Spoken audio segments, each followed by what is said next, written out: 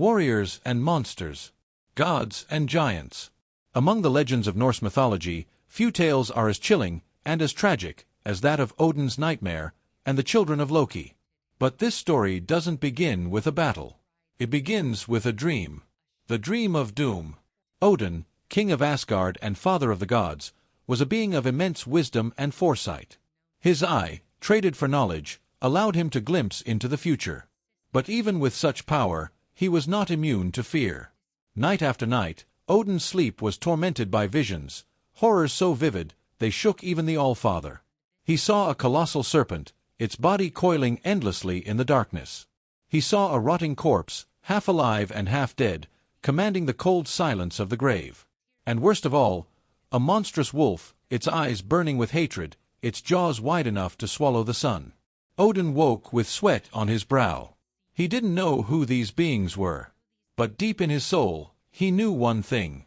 They were Loki's doing. The children of Loki.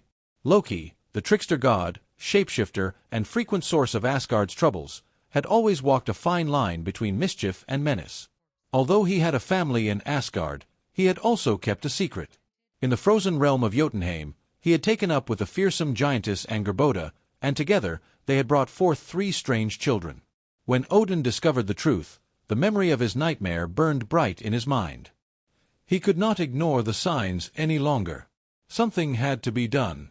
He summoned 2 of his bravest gods, Thor, the thunder-wielding champion, and Tyr, the god of war and justice. Their mission: travel to Jotunheim, find Loki's offspring, and bring them back to Asgard. Capturing the beasts. When Thor and Tyr arrived at Angerboda's dwelling, they were immediately met by Jormungandr, Loki's first child, a massive serpent, its scales glistening with poison. The snake struck fast, but Thor was faster. With a powerful swing of his hammer, he bound the serpent to a pine tree, rendering it helpless. Next came Hel, a silent, sorrowful girl. From one side, she appeared radiant and alive. From the other, she was nothing but death, her flesh decaying and flaking from bone. She offered no resistance. Her hollow gaze followed them quietly as she was taken. And finally, Fenrir, the youngest, a small wolf pup with sharp eyes and sharper instincts.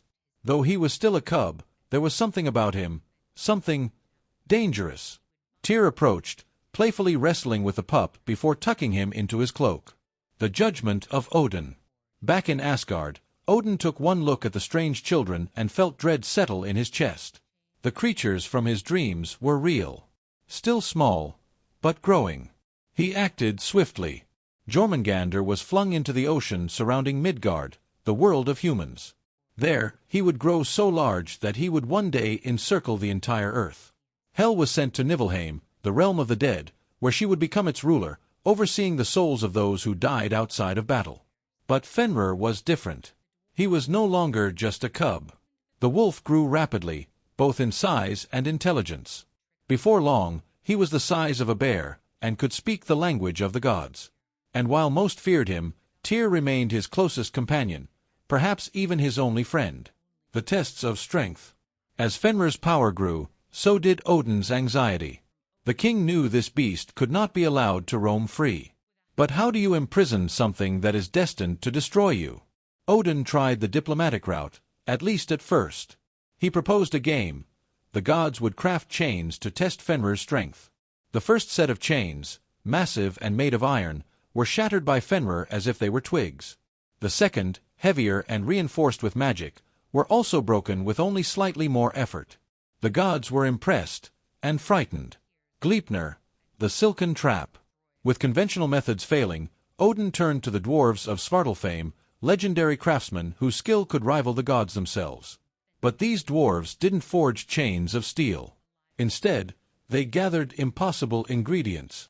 The sound of a cat's footsteps, the beard of a woman, the roots of a mountain, the sinews of a bear, the breath of a fish, and the spit of a bird. From these paradoxical elements, they created Gleipnir, a chain as soft as silk, yet unbreakable. The binding and betrayal. When Odin returned with Gleipnir, Fenrir grew suspicious. He sensed deception in the god's eyes. "I will allow you to bind me," he said, "but only if one of you places their hand in my mouth as a sign of trust." Tyr stepped forward. The only god who had shown the wolf any kindness. The only one Fenrir might have truly trusted.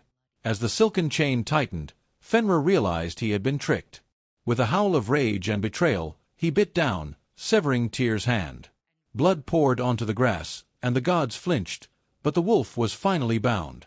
To silence his roars, Odin drove a sword into Fenrir's jaws, forcing them open. From the wolf's mouth poured a river of blood and foam, later named Van, the river of hope lost. The seeds of Ragnarok. Odin had won. Or so he thought. But this was no victory, only a delay. For his dreams had not been prevented, only set in motion. Jormungandr still lived, growing beneath the waves, biding his time until the day he would rise and poison the skies. Hel ruled the dead, gathering souls and building an army beneath the earth. And Fenrir, chained, betrayed, and enraged, pulled every day against his bonds, growing stronger and angrier. One day, those chains will break. The sky will darken. The gods will fall. And Fenrir, the child of Loki, will do what he was always meant to do.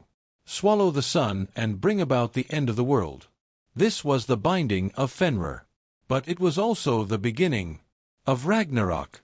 If you enjoyed this video, give it a thumbs up and make sure to subscribe for more fascinating, exciting content.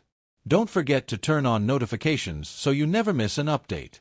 Thanks for watching, and we'll see you on the next adventure.